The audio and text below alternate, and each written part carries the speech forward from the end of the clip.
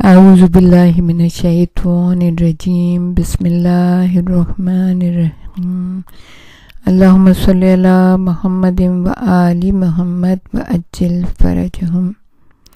سورہ بقرہ قرآن مجید کا دوسرا سورہ جس کی آیت کا نشان ہے 187۔ ہن لباس لکم وانتم لباس لہن، لباس لہن، خواتین تمہارے لباس ہیں اور تم مرد عورتوں کے لیے لباس ہو۔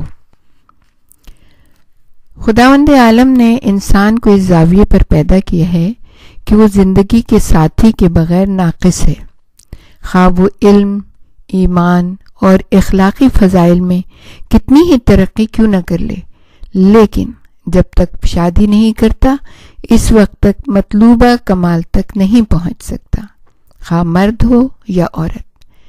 شادی اور تشکیل خانوادہ کی جگہ کوئی چیز بھی پر نہیں کر سکتی۔ مرد عورت ایک دوسرے کی کمزوری ہیں، جسمانی اعتبار سے بھی اور روحانی اعتبار سے بھی۔ تنہا اگر ہوں تو دونوں ہی ناقص ہیں، اور جب ایک دوسرے کے شریک بن جاتے ہیں تو ایک دوسرے کو کامل کرتے ہیں، ایک دوسرے کو مکمل کرتے ہیں۔ یہ نظام آفرینش کا قانون ہے اور پوری کائنات کے اوپر نافذ ہے۔ اسی لیے قرآن حکیم مرد اور خواتین کو ایک دوسرے کا لباس کہتا ہے، یعنی ایک دوسرے کو کامل کرنے والا، ایک دوسرے کی آبرو اور راز کا محافظ ہوتا ہے۔ دونوں ایک دوسرے کے محتاج ہیں۔ انسان لباس کے بغیر معاشرے میں کہیں سربلندی کی زندگی نہیں گزار سکتا، اسے ہر وقت اپنے نقص کا احساس رہتا ہے۔ تنہا انسان بھی ناقص ہونے کا احساس کرتا ہے۔ لباس کتنا خوبصورت پروردگار عالم نے قرآن میں اس کی وضاحت کی۔ لباس انسان کو کہ لباس کہا ایک دوسرے کو، یعنی انسان کو سردی اور گرمی سے بچاتا ہے۔ زندگی کا ساتھی بھی انسان کو پریشانی، لاؤبالی پن اور تنہائی سے نجات دلاتا ہے۔ لباس انسان کی زینت ہے۔ میاں بیوی بھی ایک دوسرے کے لیے زینت ہی ہیں۔ نیک اور شائستہ بیوی انسان کے لیے خدا کی بہت بڑی نعمت ہے۔ اس سلسلے میں پیغمبر اکرم کا ارشاد ہے، مسلمان مرد نے نعمت اسلام کے بعد نیک اور شائستہ بیوی سے افضل و بہتر کوئی نعمت نہیں پائی ہے۔ سبحان اللہ، کتنی پیاری بات ہے۔ اگر خواتین سنیں تو وہ بھی خوش ہو جائیں، اور جن مردوں کی نیک و شائستہ بیوی ہیں وہ بھی ان کو ہدایت کریں کہ آپ نیک و شائستہ ہو جائیں، تاکہ آپ جو ہے نا ایک نعمت بن جائیں، نعمت پروردگار۔ اور اچھی بیوی ظاہر نعمت ہی ہوتی ہے۔ فلسفہ ازدواج۔ ممکن ہے وہ افراد جو فلسفہ ازدواج اور مشترکہ زندگی کی تشکیل کی منطق کو نہیں سمجھ سکے ہیں، یہ کہیں کہ ہم شادی کے علاوہ بھی رہ سکتے ہیں، آرام سے رہ سکتے ہیں، اور جو ہماری جسمانی خواہشات ہیں ان کو ویسے بھی پورا کر لیتے ہیں، لہٰذا ہمیں بیوی اور شادی کی ذمہ داری قبول کرنے کی ضرورت نہیں ہے، ہم سکون سے سو جاتے ہیں۔ اس کا جواب یہ ہے کہ شادی کا محصل اور فائدہ صرف جسم ہی نہیں بلکہ شادی ایک روحانی فوائد کے لیے بھی۔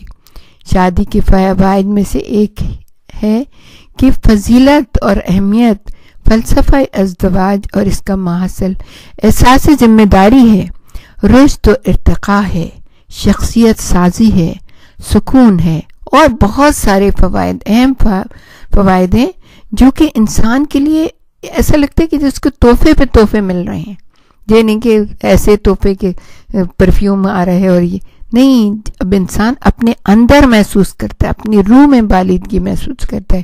جب وہ شادی کرتا ہے تو وہ خوش رہتا ہے، اور اگر دونوں ایک دوسرے کے کف ہیں تو پھر تو بہت ہی زندگی آرام اور سکون سے گزرتی ہے۔ ایک دوسرے کی شخصیت سازی کرتے ہیں، ایک دوسرے کو دین کی طرف لے کے جاتے ہیں، دنیا میں ترقی کرنے کے مواقع کس سے انسان وہ ڈسکس کرے کہ رشد و ارتقاء کی طرف چلے۔ بیوی اور خانوادے کی ذمہ داری قبول کرنا انسان کو بزرگی اور اجتماعی ذمہ داریوں کا احساس دلاتا ہے، اور اس کے اندر چھپی ہوئی بہت سی صلاحیتوں اور لیاقتوں کو اجاگر کرتا ہے۔ شادی کے بعد انسان کی شخصیت ایک اجتماعی شخصیت میں تبدیل ہو جاتی ہے اور وہ خود کو اپنی بیوی کی حفاظت اور اہل و عیال کی عزت اور مستقبل میں بچوں کے اخراجات کا ذمہ دار سمجھتا ہے۔ اسی لیے اپنی صلاحیتوں، جدتوں اور استعداد کو کام میں لاتا ہے۔ اور یہ ہم نے لیا ہے تفسیر نمونہ جلد نمبر 14 صفحہ نمبر 465، اس میں بہت تفصیل کے ساتھ یہ سب کچھ لکھا ہے۔ قرآن حکیم کی تفسیر ہے تفسیر نمونہ۔ نئے خاندان کی تشکیل وہ لذت ہے جو کسی دوسری چیز میں نہیں ہے۔ اس سلسلے میں استاد شہید مطہری بہت عظیم استاد ہیں اور بہت زیادہ انہوں نے اس سلسلے میں بھی کام کیا ہے، جوانوں کی شادی کے سلسلے میں۔ کچھ فرماتے ہیں کہ کچھ اخلاقی خصائص ہیں جن کو انسان تشکیل خانوادہ کے علاوہ کسی دوسرے مکتب سے حاصل نہیں کر سکتا۔ تشکیل خانوادہ یعنی کہ شادی شدہ زندگی کے بعد، یعنی دوسروں کی سرنوشت سے تعلق پیدا کرنا۔ ماہرین اخلاق اور ریاضت کچھ لوگ اس لذت سے آشنا ہیں، اس لذت سے نہ آشنا ہے، یعنی کہ بس وہ ریاضت کی جا رہے ہیں، شادی نہیں کی ہم ساری زندگی ایسے رہیں گے، لیکن ایسا نہیں ہے۔ ان کے بہت جھول رہ جاتا ہے ان کے کردار میں، ان کے عمل میں۔ اللہ تعالیٰ نے کہا شادی کرو نا، رسول نے کہا کہ شادی کرو کیونکہ یہ میری سنت ہے۔ یہی وجہ ہے کہ آخری عمر تک ان میں خامی اور ایک قسم کی بچکانہ حرکتیں باقی رہتی ہیں۔ اس وجہ سے شادی اور بیاہ کو اسلام میں ایک مقدس امر اور عبادت کہا گیا ہے۔ شادی اپنی طبعی فردی سے نکلنا، یعنی کہ انسان اپنے فرد سے اپنی انفرادی حیثیت سے نکل کے اجتماعی ہو جاتا ہے۔ انسان کی شخصیت کی وسعت کا پہلا مرحلہ ہے۔ اس طرح ازدواج کے تربیتی کردار کے متعلق بھی یہی فرماتے ہیں آیت اللہ مطہری، ایک پختگی ہے، اور یہ پختگی صرف شادی اور ازدواج ہی سے پیدا ہوتی ہے، مدرسے میں پیدا نہیں ہوتی ہے، جہاد بن نفس سے نصیب نہیں ہوتی ہے، نماز شب سے بھی وجود میں نہیں آتی۔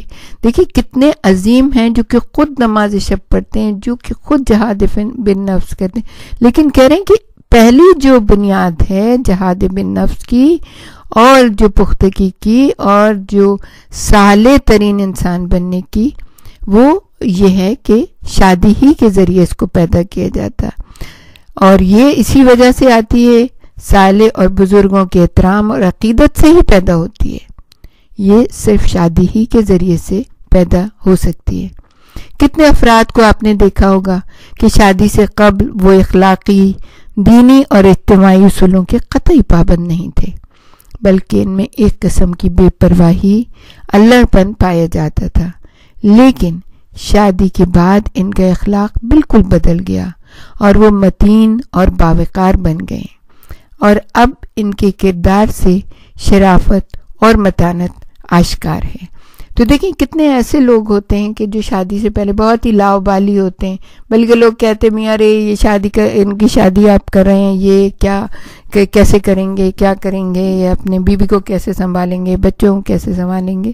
لیکن دیکھا یہ گیا ہے کہ جب شادی ہو جاتی ہے تو اگر بیوی سمجھدار ہے، عقل مند ہے، ذہین ہے، ہوشیار ہے اور محبت و پیار سے اس کو راغب کر سکتی ہے، تو وہ یقیناً پھر دونوں مل کے یہ چاہتے ہیں کہ اپنے خانوادے کی اچھی طرح سے تعمیر کریں، ترقی کریں، آگے بڑھیں، اچھی سے اچھی جاب حاصل کریں، قناعت کے ساتھ زندگی گزاریں اور بہت دنیا میں نام پیدا کریں اور ان کے ہاں اچھی نسلیں ہوں۔